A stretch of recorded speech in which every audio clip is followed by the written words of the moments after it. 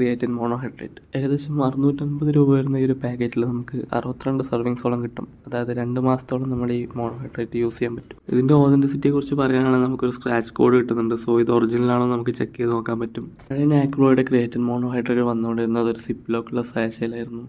And അതിന് ഒരുപാട് quality issues ഉണ്ടായിരുന്നു. സോ ഈ ഒരു കണ്ടെയ്നറിലേക്ക് അപ്ഡേറ്റ് ചെയ്തതോടുകൂടി ആ ഇഷ്യൂസൊക്കെ സോൾവ് ആയിട്ടുണ്ട്. പിന്നെ ഇതിൻ്റെ ഫ്ലേവേഴ്സ് പറയുകയാണെന്ന് വെച്ചാൽ ഇത് മെയിനായിട്ട് 3 ഫ്ലേവറിലാണ് വരുന്നത്. അത് fruity punch and orange and ഇപ്പം എൻ്റെ കയ്യിലുള്ള ഈ ബ്ലൂബെറി ഫ്ലേവർ. ആൻഡ് ടേസ്റ്റിനെ കുറിച്ച് പറയുകയാണെങ്കിൽ നല്ല അടിപൊളി ടേസ്റ്റ് തന്നെയാണ്. ഇത് തുറക്കുമ്പോൾ തന്നെ നമുക്ക് നല്ലൊരു മണം വരുന്നുണ്ട്. ആൻഡ് മിക്സിബിലിറ്റിയും കുഴപ്പമൊന്നുമില്ല. നോർമലി എല്ലാ ക്രിയേറ്റിൻ്റെയും പോലെ മിക്സിബിലിറ്റി ആ ഒരു സ്റ്റാൻഡേർഡ് നമുക്ക് പറയാൻ പറ്റും. ഇതിൻ്റെ ഒരു സർവിങ് 3 ഗ്രാമാണ്. ഈ 3 ഗ്രാമിൻ്റെ ഒരു സ്കൂപ്പ് തന്നെയാണ് ഇതിൽ വരുന്നത്. നമ്മൾ ന്യൂട്രവെൻ്റെ ഒക്കെ കണ്ട പോലത്തെ ഒരു സ്കൂപ്പല്ല ഇത്.